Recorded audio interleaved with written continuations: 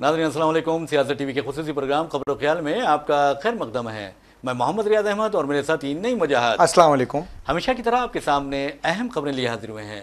नाज़रीन, जैसा कि आप जानते हैं कि हम जो खबरें आपके सामने पेश करते हैं कल के अखबारात की सुर्खियाँ बनती हैं, न सिर्फ सुर्खियाँ बनती हैं बल्कि उन खबरों को इलेक्ट्रॉनिक मीडिया गैर मामूली अंदाज में नशर करता है। तो बहरहाल नाज़रीन, जहाँ तक खबरों का सवाल है, आप अच्छी तरह जानते हैं कि रियासती असम्बली का इजलास जारी है और आज से दोबारा बहाल हुआ है। और वैसे भी बता दूँ, जहाँ तक इजलास का आगाज़ है, BRS ने बाइकाट कर दिया और ये भी कहा जा रहा है कि खलीफ जमात ने भी बाइकाट कर दिया है। लेकिन जहाँ तक रियासत की सियासत का सवाल है तो ऐसा लगता है कि रियासत की सियासत में बीजेपी का जोर बढ़ता जा रहा है और बीजेपी को कई खुशफहमियां पैदा हो गई हैं। ये तो ये तो रही बात रियासती असम्बली की। और आपको ये भी बता दें कि कुछ ही देर में काबीना का इजलास भी शुरू होने वाला है। उसमें क्या अहम फैसले लिए जाएंगे, नई वजाहत आपको बताएंगे। लेकिन जहां तक कौमी सतह पर आप देखेंगे कि आज प्रियंका गांधी ने पार्लियामेंट में धूम मचा दी है और ख़ास तौर पर आप देखेंगे कि उनसे ये तवक्को की जा रही थी कि वो मजलूमीन के हक में आवाज़ उठाएंगी, तो वो अजीब, यानी मैं समझता हूँ कि जमहूरी तरीक़ा इख्तियार करते हुए उन्होंने आज एक ऐसा बैग लेकर पार्लियामेंट पहुँची जो तमाम पार्लियामेंट की तवज्जो का मरकज़ बन गया। और वो बैग था फ़लस्तीनी, और फ़लस्तीनियों की हिमायत में इस तरह का मैं समझता हूँ कि जो इक़दाम या कदम उन्होंने उठाया है, सारी दुनिया में किसी ने नहीं उठाया है। और सबसे अहम बात आपको ये भी बता दूँ कि बीजेपी इस पर चिराग पा हो गई है, चीखने लगी है, चिल्लाने लगी है। और फ़लस्तीनी जो बच्चों की शहादत है, ऐसा लगता है कि बीजेपी को कोई रंज नहीं है, क्योंकि आप देखेंगे कि रहम उसी में होता है जो इंसान होता है। तो बहरहाल ये एक खबर है। और इसके अलावा आपको ये भी बताना ज़रूरी है कि जहाँ तक यानी दलितों का सवाल है, उत्तर प्रदेश में दलितों का जैसे जो बुरा हाल हो रहा है, ख़ास तौर पर आप देखेंगे कि एक महकमे पुलिस में मुलाजिमत करने वाले एक कांस्टेबल और उसकी अहलिया यानी दुल्हन, वो भी पुलिस में कांस्टेबल के तौर पर काम करती है। दोनों की शादी हो रही है और बारात लेकर दूल्हा जो है घोड़ी पर पहुंचता है और बड़ी जात के जो आला जात के जो हिंदू हैं उस पर हमला कर देते हैं। तो इस तरह के खबरें हमारे पास हैं और कई खबरें हैं जो आपको हम बताएंगे। तो बहरहाल नईम वजाहत साहब, आपने असम्बली का आज जो इजलास चल रहा था वो कवर भी किया है, तो आप ये बताइए कि कौंसिल में क्या हुआ और असम्बली में क्या हुआ। देखिए, जहाँ तक असम्बली का आपने बताया कि दोबारा आज से आगाज़ हुआ है। पहले दिन अपोजिशन असम्बली में खाने की कोशिश करती रही, जी, जबकि हुकूमत जो थी वो तमाम वक्फ सवालात का कार्रवाई चलाई गई। पहले सवाल पे कांग्रेस BRS के अरकान ने असम्बली का से वॉकआउट किया। फिर जब दोबारा हुआ है, जब शॉर्ट डिस्कशन का आगाज़ हुआ लंच के बाद, शॉर्ट डिस्कशन में BRS ने लेक्चर ला के जो किसानों के मसाइल थे उस पर बात करने का मौका फराहम करने की हुकूमत से गुजारिश की। जी। हुकूमत ने कहा, स्पीकर ने कहा कि असम्बली क़ायदे क़वाइद से चलती है, पोस्टर्स थाम के, पंफलेट थामने से या चीखने नारे लगाने से नहीं चलती। लेकिन अपोजिशन कायदीन नारे लगाते रहे, नहीं चलेगी नहीं चलेगी, तानाशाही नहीं चलेगी, इस तरह के नारे लगाते रहे।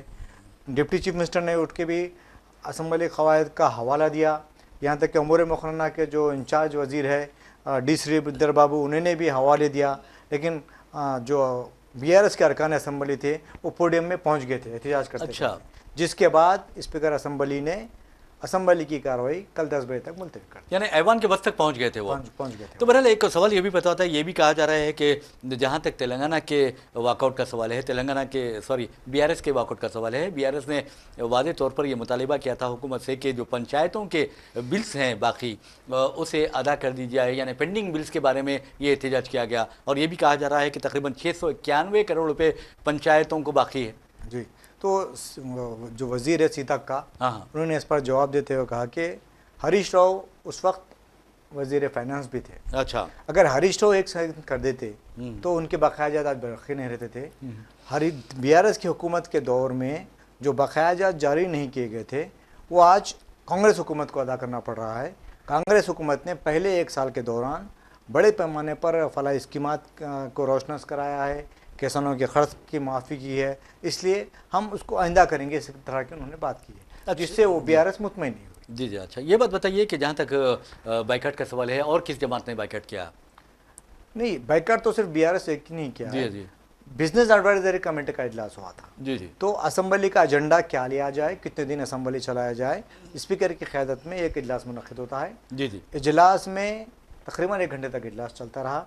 इजलास में हरीश राव ने टी शर्ट पहन के आने पर हाँ हाँ कांग्रेस बीआरएस के अरकान असेंबली को ऐवान में दाखिल नहीं होने से रोकने पर एहतजाज किया। कहा कि आपके लीडर राहुल गांधी अडानी का टी शर्ट पहन के पार्लियामेंट में जाते हैं और हमें अडानी का टी शर्ट पहन के असेंबली में दाखिल होने नहीं दिया जा रहा है। इस पर उन्होंने एहतजाज किया। जी जी उसके बाद असेंबली को 15 दिन तक चलाने की उन्होंने मुतालबा किया है, लेकिन हुकूमत की जानिब से ये बताया गया कि इसका फ़ैसला इख्तियार सिर्फ स्पीकर के हाथ में है।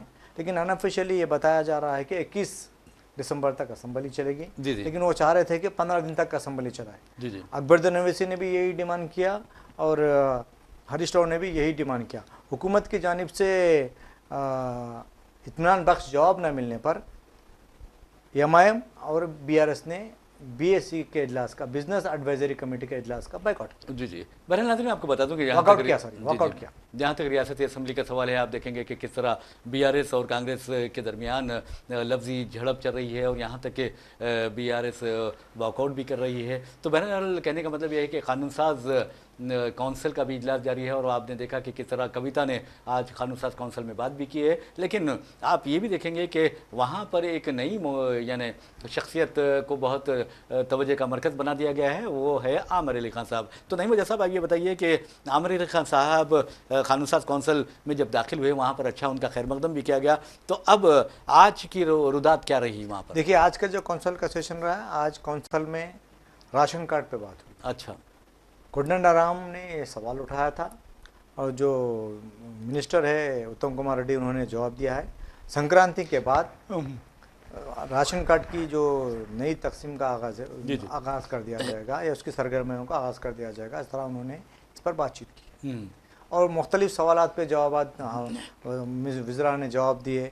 बीआरएस ने वहाँ पर भी लेक्चर लगा, किसानों के मसले पर वहाँ पर भी आवाज़ उठाई। लंच के बाद यहाँ पर जिस तरह से बीआरएस ने गड़बड़ करने की कोशिश की, जिसके बाद असेंबली की कार्रवाई को कल तक के लिए मुलतवी कर दिया गया है, उसी तरह बीआरएस के अरकान काउंसिल में भी एहतजाज करते रहे। जी जी, वही नवेद का एहतजाज था उस पर। वहाँ पर भी काउंसिल के जो सदर नशीन हैं, उन्होंने काउंसिल की कार्रवाई कल तक के लिए मुलतवी कर दी। बहरहाल हम चलते हैं दिल्ली में आपने देखा कि क्या तमाशा हो रहा है। पार्लियामेंट के बाहर भी एहतजाज हो रहा है, पार्लियामेंट में भी एहतजाज हो रहा है और आपने देखा कि दस्तूर पर जो मुबाहिस हुए हैं, वज़ीर-ए-आज़म का बयान भी सामने आया और कायदे अपोजिशन राहुल गांधी ने भी दस्तूर की पामाली जो बीजेपी कर रही है उस बारे में खुलकर बात की और यहाँ तक कि सावरकर को भी तनकीद का निशाना बनाया, आरएसएस को भी तनकीद का निशाना बनाया। और अब राज्यसभा में मल्लिकार्जुन खड़गे ने ऐसा लगता है कि आरएसएस की पोल खोल कर रख दी है और कौम के सामने उसे बेनकाब कर दिया है। लेकिन हम मल्लिकार्जुन खड़गे से पहले आपको बता दें कि प्रियंका की बात करते हैं और प्रियंका गांधी और राहुल गांधी से ऐसा लगता है कि जिस तरह कहा जा रहा है कि मोदी डरने लगे हैं, अमित शाह को खौफ होने लगा है, लेकिन प्रियंका गांधी बोलते हैं तो ये डरते हैं या राहुल गांधी बोलते हैं तो डरते हैं। अब ऐसा नहीं है, अब इनके लिबास से भी अगर राहुल गांधी टी शर्ट पहनकर भी जाते हैं तो मोदी हुकूमत को खौफ होने लगता है, बीजेपी के कायदीन यानी बौखलाहट का शिकार हो जाते हैं। अब हद ये हो गई है कि अगर प्रियंका गांधी बोलती भी नहीं है, सिर्फ अपने कंधे पर एक बैग लेकर जाती हैं और वो भी फलस्तीन का, तो आप देखेंगे कि किस तरह बीजेपी कायदीन चिरागपा हो जाते हैं और हाल ये होता है कि बीजेपी कायदीन चीखने लगते हैं, चिल्लाने लगते हैं। और उस बैग पर आपको बता दूं कि फलस्तीन का जो महबूब यानी और मकबूल तरीन मेवा है तरबूज, उसकी तस्वीर होती है। ये टोट बैग है और टोट बैग से किसी को परेशान होने की जरूरत नहीं है, लेकिन फलस्तीन की तायद और हिमायत का जिस तरह अंदाज प्रियंका गांधी ने इख्तियार किया है, मैं समझता हूं कि दुनिया में किसी ने नहीं किया है। और एक अहम बात बता दूं कि बीजेपी कायदीन चीखने लगे, चिल्लाने लगे और ये सवाल करने लगे कि तुम फलस्तीन की तायद करते हो लेकिन बांग्लादेश में हिंदुओं पर जो मजालिम हो रहे हैं उसके खिलाफ आवाज नहीं उठाइए। जबकि कांग्रेसी कायदीन ने कहा कि बीजेपी कायदीन की जो मेमोरी है वो बहुत कमजोर है। कांग्रेस कभी ये नहीं सोचती कि हिंदू मुसलमान बल्कि तमाम इंसानों की मदद की बात करती है। तो बहरहाल नईम वजह साहब, आप ये बताइए कि अब तो हाल ये हो गया है कि बैग से भी डरने लगे है हुकूमत। देखिए, ये बीजेपी के जो लोग हैं वो मैं समझता हूँ कि उनको मुस्लिम फोबिया जमा हो गया। जी जी, जहाँ भी जाते हैं कोई भी बात होती है, हर चीज़ मुसलमान को जोड़ देख के डरते हैं या घबराते हैं या उनकी नींद उड़ जाती है, पता नहीं। हमने देखा कि जब पार्लियामेंट का इलेक्शन हुए थे, अब तमाम नए अरकान ने जब पार्लियामेंट के हलफ लिया था, तब असद ओवैसी ने जय फ़लस्तीन का नारा लगाया। जी, उस पर भी बीजेपी के अरकान चराग हो गए थे। कई लोगों ने ये कहा था कि असद ओवैसी की रुकनीत को मनसूख कर दिया जाए। जी, तो आज फिर से प्रियंका गांधी ने कोई नारा नहीं लगाया, जी हाँ, बल्कि सिर्फ एक बैग पहन के गई है वहाँ पर। जी जी, और बैग जब लेके गई है वहाँ पर, अगर फ़लस्तीन का उस पर निशान है, तो मैं समझता हूँ कि इस पर खौफजदा होने की या गड़बड़ करने की या फिर उन्हें मुखालिफ हिंदू करार देने की या फिर मुसलमान की मसीहा करार देने की जो कोशिश की जा रही है वो गलत है। अब हम देखेंगे कि हमारे पास एक कानून बना है जी, पाकिस्तान, बांग्लादेश, श्रीलंका और दूसरे जो एशियाई ममालिक में या दूसरे गैर ममालिक में, अगर वहाँ के माइनॉरिटीज़ यहाँ पर हिंदुस्तानी क्या बोलते हैं शहरियत हासिल करना चाहते हैं, तो उन्हें मुकम्मल आज़ादी दी गई है। जी जी, सिर्फ मुसलमानों के सिवा। जी जी, सिख, ईसाई, जी जी, बुद्धिस्ट, हिंदूस, जैन सबको दी गई। मैं समझता हूँ कि इस तरह का जो कानून बनाया गया है ये हिंदुस्तान को शर्मसार करने वाला, मजहब पर मबनी है, ये मजहब पर मबनी। जी जी, ये लोग कुछ भी कर सकते हैं। जी जी, और फिर बांग्लादेश में हिंदुओं के साथ जो हो रहा है, अगर बांग्लादेश में हिंदुओं के साथ ज़्यादती हो रही है, नाइंसाफ़ी हो रही है, तो हम भी इब्तिदा से उसकी मुखालिफत बिल्कुल कर रहे हैं, मजम्मत कर रहे हैं, अब भी करते हैं, आइंदा भी करते रहेंगे। बिल्कुल। लेकिन मुझे ऐसा लग रहा है कि पाकिस्तान में रहने वाले हिंदुओं को बीजेपी इंसान समझती है, बांग्लादेश में रहने वाले हिंदुओं को इंसान समझती है, या फिर और दूसरे कंट्रीज़ में रहने वाले हिंदूज़ को इंसान समझती है, इंसानी हमदर्दी का वहाँ पर मुजाहरा करती है। लेकिन आपने देखा कि गुज़श्ता 1 साल 1.5 साल से जिस तरह से फ़लस्तीनों को इसराइल की जानिब से मारा जा रहा है, बच्चे भूख से तड़प रहे हैं, कई स्कूल खाली हो गए हैं, अस्पताल को बंदों उड़ा दिया गया है। हमारे हिंदुस्तान की जो पॉलिसी थी फ़लस्तीन के तय थी, हमेशा हिंदुस्तान हमेशा फ़लस्तीन के साथ खड़ा हुआ था। लेकिन जब से बीजेपी मरकज़ में हुकूमत में आई है, तब से हमारा जो नज़रिया है वो हट के फ़लस्तीन से हट के इसराइल के साइड आ गया। बिल्कुल सही क्या बहरहाल नाज़रीन, आपको बता दूं कि जहाँ तक इजरायली वज़ीर आज़म बेंजामिन नेतन्याहू का सवाल है, आप देखेंगे कि मोदी जी बड़े फ़ख्र से कहते हैं कि वो उनके ख़ास दोस्त हैं, और नेतन्याहू भी कहते हैं कि वो उनके ख़ास दोस्त हैं। लेकिन इसराइल कभी किसी का हुआ है ना होगा, और इसराइल ने हमेशा मक्कारी की है, इसमें कोई दो राय नहीं है, और इसराइल की तारीख पढ़ने वाले ये अच्छी तरह जानते हैं। लेकिन जहाँ तक आप देखेंगे कि प्रियंका गांधी का सवाल है, प्रियंका गांधी ने इंसानियत का जो आलम है वो उसे बुलंद करने की कोशिश की है, हम जिसके लिए हम उसे सल्यूट करते हैं, क्योंकि हिंदुस्तान की एक बेटी होने के नाते उन्होंने बता दिया कि हिंदुस्तान की जो तहजीब है वो इंसानियत पर मबनी है, और जो दरिंदे हैं, जो हैवान हैं, वो उनमें कभी हमदर्दी नहीं पाई जा सकती, और जबकि इंसानों में ही हमदर्दी पाई जा सकती है। नहीं बजात ने जिस अंदाज में कहा कि फलस्तीन को कब्रिस्तान में तब्दील कर दिया गया है, तबाह व बर्बाद कर दिया गया है, और आपको ये बता दूं कि तकरीबन 50,000 फलस्तीनी शहीद हुए हैं। अगर इनकी शहादत पर कोई इंसान अफसोस का इजहार ना करे, तो मैं समझता हूं कि वो दरिंदा है, वो भेड़िया है, वो हैवान है, वो इंसानों की तारीफ में आ ही नहीं सकता। अरे हमारी खारजी पॉलिसी रही है जी जी कि हम हमेशा फलस्तीन की काज की तायद की है। जी जी, इंदिरा गांधी ले लीजिए, उससे पहले के वजीर आजम लीजिए, यहाँ तक कि वाजपेयी ने भी इस पे कायम रहा। बिल्कुल बिल्कुल, आपने लेकिन जैसे ही वजीर आजम की कुर्सी पर मोदी बैठ गए हैं, उसके बाद से हमारी खारजी पॉलिसी खराब बैठ गई है, खारजी पॉलिसी भी बैठ गई है, और देख रहे हैं कि हमारे कनाडा से ताल्लुक खराब हो गए हैं। जी हाँ, कनाडा से, और यहाँ पे जो हमारे पड़ोसी ममालिक है, तमाम पड़ोसी ममालिक से हमारे ताल्लुकात खराब है। ना आपके फलस्तीन से, ना तो आपके चीन से ताल्लुक अच्छे हैं, ना आपके पाकिस्तान से अच्छे हैं, ना आपके बांग्लादेश से अच्छे हैं, ना श्रीलंका से अच्छे हैं। हालांकि वाजपेयी का जैसा आपने जिक्र किया है, तो वाजपेयी का एक बात मैं आपको बता दूंगा, एक कौल मैं बताता हूँ। उन्होंने कहा था कि हम दोस्त बदल सकते हैं लेकिन पड़ोसी नहीं बदल सकते। जी, वो बड़ी बात है। कितनी बड़ी बात है, दानिश्वराना बात है। देखिए ये वो पाए के लीडर थे। जी जी जी, थे गलत पार्टी में,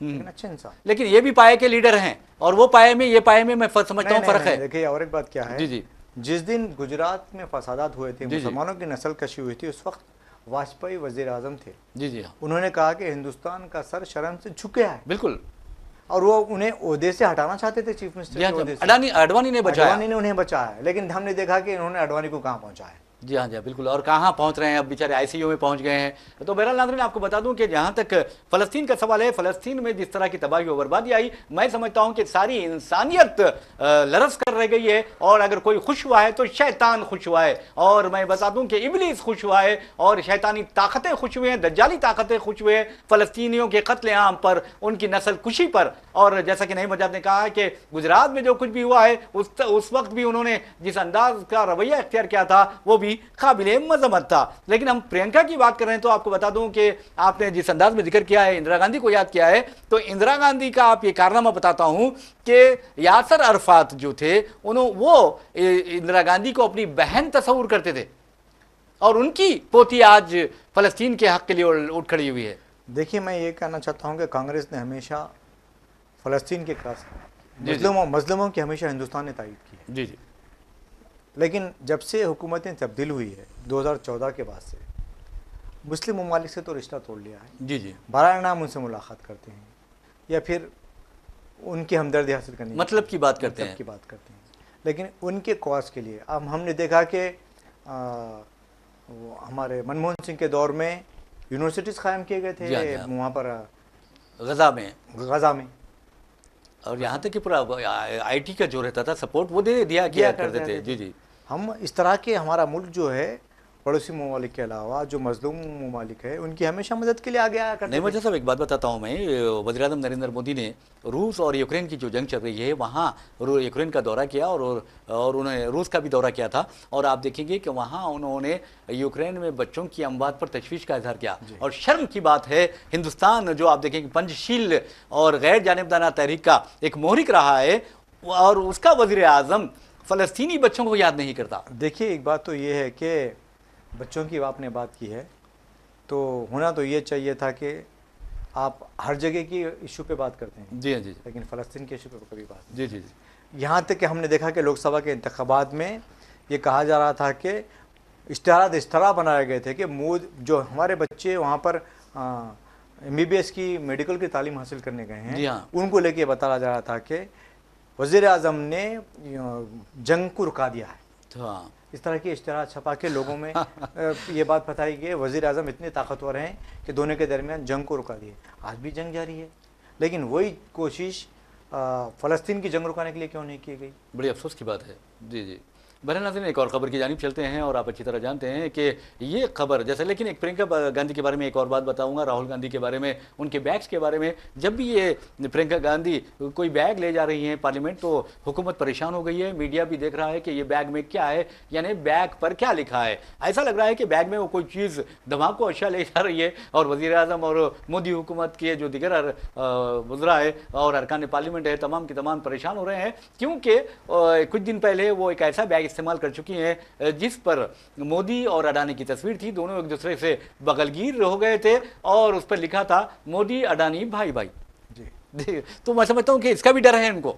बिल्कुल। देखिए, जिस तरह से पार्लियामेंट में कांग्रेस के अरकान की तादाद जब से बढ़ी है, जब से बीजेपी खौफज़दा है। जी जी। और मुख्तलिफ तरीक़ों से NDA की जो इत्तेहादी जमातें हैं उसको तोड़ने की कोशिश कर रही है। इनको लग रहा है कि जब ये लोग तो पूरे मुत्तहिद हो जाएंगे तो हम कोई भी मुतनाज़ा बिल पार्लियामेंट में पेश नहीं कर पाएंगे। इस तरह से हमने देखा कि आंध्र प्रदेश से 3 अरकान राजा, YSR कांग्रेस पार्टी के 3 अरकान राज्यसभा को इस्तीफ़ा दिलाया गया, 2 तेलुगु देशम ने दोबारा उनको टिकट दिया, 1 को बीजेपी ने, राजैया को दिया गया, कृष्णा, सॉरी। हाँ। तो बहरहाल नाज़रीन, आपको बता दूं कि जहाँ तक आप देखेंगे कि हिंदुस्तान का सवाल है, हिंदुस्तान की गंगा जमनी तहजीब सारी दुनिया में शोहरत रखती है, और ख़ास तौर पर बॉलीवुड अगर का नाम लेंगे तो आपको बता दूं कि फिल्म इंडस्ट्री में हमेशा से ही आप देखेंगे कि हिंदू मुस्लिम इत्तेहाद का एक बहुत ही खुशगवार माहौल छाया रहा। लेकिन 2014 के बाद ऐसा लगता है कि उसे भी नज़र लग गई है। लेकिन आपको बता दें, वज़ीर-ए-आज़म से मुतालिक ये खबर है, और आप ये भी अच्छी तरह जानते हैं कि राज कपूर फैमिली के सरबराह वैसे तो उनके वालिद साहब सरबराह थे, लेकिन राज कपूर को बॉलीवुड में अहम मुकाम हासिल है। और आप ये भी बता दें कि उनकी 100वीं पैदाइशी तकारीब के सिलसिले में इस कपूर फैमिली ने वज़ीर-ए-आज़म नरेंद्र मोदी से मुलाकात की, जिसमें कपूर ख़ानदान के दामाद नवाब सैफ अली ख़ान, नवाब मंसूर अली ख़ान पटौडी और शर्मिला टैगोर के ये बेटे हैं, करीना कपूर के शौहर हैं। तो बहरहाल नईम वजह साहब, खबर ये है कि आप अंदाज़ा कीजिए कि वज़ीर-ए-आज़म नरेंद्र मोदी कितने घंटे सोते हैं। तो आपको हम ये बताएंगे कि नरेंद्र मोदी कितने घंटे सोते हैं। आप अंदाज़ा कीजिए कि कोई मामूली बात नहीं है, गैर मामूली शख्सियत है मोदी जी, और ये बेचारे हिंदुस्तान की इस कदर खिदमत कर रहे हैं, इस कदर मेहनत कर रहे हैं कि सिर्फ रात में 3 घंटे सोते हैं वो। और मैं नहीं कह रहा हूं, बल्कि सैफ अली खान ने खुद उनसे सवाल किया था, मोदी जी आप कितना आराम करते हैं? तो उन्होंने कहा कि मैं रात में सिर्फ 3 घंटे सोता हूं। आपको याद होगा अक्षय कुमार ने भी उनसे इंटरव्यू लिया था और कहा था कि मोदी जी आप आम जो है काट कर खाते हैं या गुठली के साथ चूसते हैं? तो आप अंदाजा कीजिए कि ये सवालात हो रहे हैं। तो नहीं वजह साहब, आप देखिए कि कितना काम है मोदी जी का, सिर्फ 3 घंटे सो रहे हैं। बार बार यही कह रहे हैं, पार्लियामेंट के इलेक्शन में उन्होंने ये बात कही है, पार्लियामेंट के अंदर ये बात की है, अपनी सारी जिंदगी आवाम के लिए मुख्तस कर चुके। जी जी जी। और सबका साथ सबका विकास के वो काम लिए काम कर रहे हैं, तो इसलिए उनके पास टाइम नहीं है। तो अक़लियतों का विनाश का भी मकसद लेकर आए हैं क्या? नहीं, ये आप सोच रहे हैं, लेकिन मरकज़ी हुकूमत ये नहीं सोचती, लेकिन काम कर देती है, लेकिन पता नहीं चलता। अच्छा, ये बात भी है। तो बहरहाल नाज़रीन, जहाँ तक फिल्मों का सवाल है, आप देखिए मंसूर अली खान पटौडी के बारे में मोदी ने दरियाफ्त किया, शर्मिला टैगोर के बारे में दरियाफ्त किया। और जहाँ तक मंसूर अली खान पटौडी का सवाल है, नईम वजह साहब को क्रिकेट से भी दिलचस्पी है और उन्हें अच्छी तरह मालूम है कि सिर्फ 21 साल की उम्र में उन्हें हिंदुस्तानी क्रिकेट टीम का कैप्टन बनाया गया था। सबसे कम उम्र कैप्टन मंसूर अली खान पटौडी। और पटौडी के बारे में यह भी कहा जाता है कि वो अगर शर्मिला टैगोर किसी ये जहां पर बैठती वहां पर वो यानी अपना बॉल पहुंचा देते थे। तो ये सबसे अहम बात है। और यानी शॉट उनका ऐसा होता था कि चौवा या छक्का जब भी होता है तो वो शर्मिला टैगोर के पैरों पर जाता था। तो कहने का मतलब ये है कि प्यार में बहुत कुछ हो सकता है, लेकिन जहां तक प्यार की हम बात करते हैं तो ये कहा जाता है शहंशाह जज्बात दिलीप कुमार, ये कभी आशिक बनते हैं तो कभी आप देखेंगे कि पुलिस कमिश्नर के किरदार में नजर आते थे, और कभी आप देखेंगे कि जिद्दी मुगल शहजादा बनकर लोगों के जहनों पर बिजली गिराते थे, और कभी गैंगस्टर बनकर लोगों को अपनी अदाकारी के जौहर दिखाते थे, जिनके बारे में ये कहा जाता है, अमिताभ बच्चन ने कहा था कि दिलीप कुमार यानी यूसुफ खान अदाकारी का इदारा है, तो अदाकारी की यूनिवर्सिटी है। उन्होंने ये बात की थी। हम इसलिए कह रहे हैं कि आपको बता दूं 11 दिसंबर नहीं मुझे साहब, दिलीप कुमार का 102वां यूं में पैदाइश है, और था 2 युद्ध में पैदाइश था। उस वक्त एक बहुत ही यादगार चीज आई है मंजर आम पर दिलीप कुमार के बारे में, और वो है उसका ताल्लुक है पंडित जवाहरलाल नेहरू से, दिलीप कुमार से और इंदिरा गांधी से। तो आपको बता दूं कि Indian motion pictures producers guild के सदर मुंतखब हुए थे 1963 में दिलीप कुमार साहब। तो पंडित जवाहरलाल नेहरू ने उन्हें नाश्ते पर मदऊ किया था। जब नाश्ते पर मदऊ किया था तो दिलीप कुमार भी वहां पर पहुंचे नाश्ते पर, इंदिरा गांधी भी मौजूद थी और पंडित जवाहरलाल नेहरू, 3 लोग थे वहां पर। और इंदिरा गांधी ने वहां पर बॉलीवुड पर बहुत तनकीद करनी शुरू की और कहा कि आपकी जो फिल्में हैं उसमें हिंदुस्तानियत कहाँ है, कहीं दिखाई नहीं देती। दिलीप कुमार सुनते रहे, 10 से 12 मिनट तक वो तनकीद करती रही, और दिलीप कुमार ने कहा मैडम आपने 10 से 12 मिनट तक बात की और मैं देख रहा हूं कि आपकी गुफ्तगू में कहीं हिंदुस्तानियत भी नजर नहीं आई, क्योंकि आप अंग्रेजी में बात कर रही हैं, एक लफ्ज भी आपका हिंदुस्तानी नहीं है। तो अचानक खामोशी छा गई दस्तरखान पर, यानी टेबल पर, मेज पर, और इंदिरा गांधी भी खामोश, पंडित जवाहरलाल नेहरू भी खामोश और दिलीप कुमार भी खामोश। लेकिन दिलीप कुमार ने खामोशी तोड़ते हुए कहा कि आप जो बात कर रही हैं, सिर्फ हमारी फिल्म इंडस्ट्री खराब नहीं है, हिंदुस्तान की सड़कें खराब है, हिंदुस्तान का जो माशी निज़ाम है वो बिगड़ा हुआ है, और तालीमी निज़ाम खराब है, और ज़रूरी शुबा। और मैडम मैं आपको हकीकत बता दूं, वो ये कि हमारा जो एडमिनिस्ट्रेशन है वो तो तबाह ताराज है। फिर उसके बाद खामोशी छा गई। आप फिर देखेंगे कि थोड़ी देर बाद पंडित जवाहरलाल नेहरू ने वो खामोशी तोड़ी और कहा कि यूसुफ खान, यानी दिलीप कुमार से उन्होंने मुखातिब होते हुए कहा, यूसुफ खान मैं अच्छी तरह जानता हूं, आपकी जगह अगर मैं होता तो जो आपने जिस तरह शाइस्तगी का मुजाहरा किया इंदिरा गांधी को जवाब देने, मैं हरगिज नहीं करता, लेकिन आपने किया। तो आज हम दिलीप कुमार को भी सलाम करते हैं जो हिंदुस्तानी तहजीब का नमूना है। तो आप ये कहना चाह रहे थे कि जिससे पहले दो स्टार्स का आपने नाम लिया है, जो वज़ीर आज़म के उन्होंने दो स्टार्स का आपने नाम लिया है, जो वज़ीर आज़म की उन्होंने इंटरव्यू किया था, वो चापलूसी थी, जी हाँ, ये आईना दिखाना था। बिल्कुल बिल्कुल। हमारे दिलीप कुमार ने आईना दिखाया है, और दो जो स्टार्स हमारे वज़ीर आज़म मोदी का इंटरव्यू ले चुके हैं, उन्होंने चापलूसी की है। आपने ये बात की है, और साथ ही आपने एक बात की है कि कपूर का 100 ईयर्स हो रहा है, लिहाजा फैमिली को बुला के उनसे बातचीत की गई, शायद उनके लिए कुछ ऐलान भी किया जाए, करना भी चाहिए, क्योंकि कपूर खानदान हिंदुस्तानी फिल्म इंडस्ट्री के लिए एक असासा है। बिल्कुल बिल्कुल। तो आप ये बताइए कि दिलीप कुमार के 110 साल हुए, 102 साल हुए थे, तो क्या इनके 100 साल पे भी कुछ तरह की तकरीब नहीं, कुछ नहीं हो सकती? इनकी फैमिली को कुछ बुला के मिला गया? इनकी फैमिली के पास है कौन जो जाएंगे? कम से कम जो भी था उनके उन्होंने कोशिश नहीं की, बुलाया नहीं गया उन्हें। नहीं, मैं समझता हूँ ये तो बड़ी अफसोस की बात है। हालांकि मैं अगर मोदी ने इन्वाइट किया इन लोगों को, मोदी ने इन्वाइट किया, इन्होंने वक्त लिया था, लेकिन मोदी ने कहा कि आप लोग खुसूसी तौर पर मधु हैं, उन्हें नाश्ते पर मधु किया, उनके साथ नाश्ता किया। और आपको ये भी बता दूं, सबसे अहम बात, मोदी जी ने करीना कपूर के 2 बेटे हैं, एक जहांगीर और दूसरे तैमूर, और आप देखेंगे बीजेपी कायदीन ने तैमूर के नाम पर बहुत इतराज़ किया था और अजीब व गरीब बातें की थी, गालियां तक दी थी। और वही वज़ीर आज़म कहते हैं कि मैंने समझा था, मैंने सोचा था कि आप तैमूर और जहांगीर को भी अपने साथ लाएंगे, लेकिन करीना कपूर ने कहा कि हम नहीं लाए बच्चों को। तब मोदी ने उनके लिए मैसेज लिखा। जी, तो ये तो ठीक था, लेकिन मैं समझता हूँ कि अगर दिलीप कुमार के फैमिली को भी बुला के अगर वज़ीर आज़म इस तरह का रेस्पेक्ट देते, तो मैं समझता हूँ कि हिंदुस्तानी फिल्म इंडस्ट्री के लिए एजाज़ होता था। बिल्कुल बिल्कुल। और खुद दिलीप कुमार हिंदुस्तानी फिल्म इंडस्ट्री के लिए एजाज़ है। और आपको यही बता दूं कि 1944 में वो फिल्म इंडस्ट्री में आए और 57 फिल्में काम किया उन्हें। 54 साल में 57 फिल्में बनाई हैं उन्हें, सिर्फ 57 जी। लेकिन आज सारी दुनिया जानती है दिलीप कुमार को शहंशाह जज्बात के नाम से। आजकल 300 जो फिल्में बनाए उनको भी कोई पूछने वाला नहीं।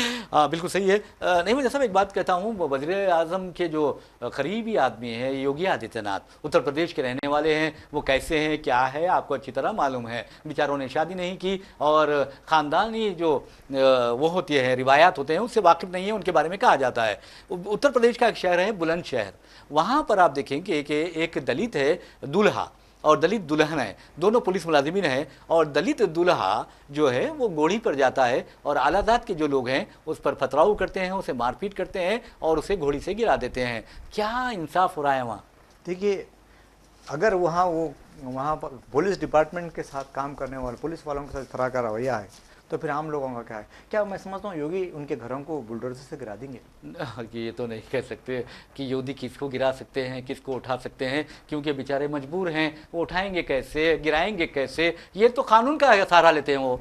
जो बहरहाल नाज़रीन, इसी के साथ हम अपना प्रोग्राम खबर ख्याल इख्तिताम को पहुंचाते हैं। मुझे मोहम्मद रियाज अहमद और मेरे साथी नईम वजाहत को इजाज़त दीजिए। इंशाअल्लाह फिर मुलाकात होगी, फिर बात होगी। तब तक के लिए अल्लाह हाफिज़। अल्लाह हाफिज़।